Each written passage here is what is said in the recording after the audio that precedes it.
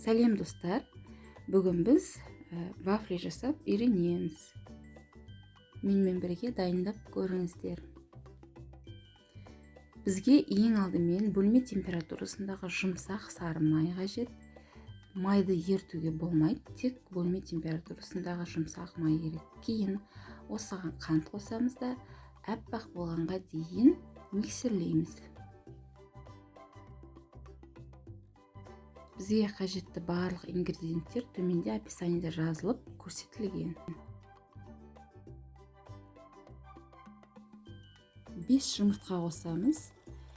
Егер венчикпен жасасаңыздар, онда жұмыртқаны бір-бірлеп қосасыздар.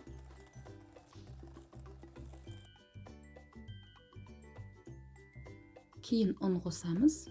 Ұнды бәрін бірден қоспағандарыңыз дұрыс. Осылай 3-ке болмаса 4-ке бөліп қосыңыздар.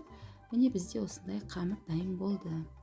Алдын ала қызып тұрған вафлинистімізға бір ас қасықтан сала отырып пісіріп аламыз.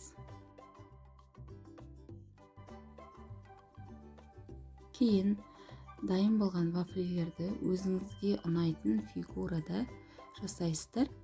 Вафлиді ыстық күйінде орау керек, өйткені ол тез қатып кетеді.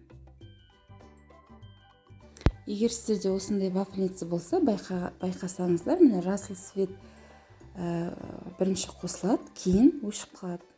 Қайтадан қосылған кезде біздің вафлиміз дайын деген сөз. Дәл осылай барлығын пісіріп аласыздар. Сіздермен бірге Дария, астарыңыз дәмді болсын. Видеоны соңына дейін қарағандарыңыз үшін рахмет. Каналыма тіркеліп пікір қалдырыңыздар.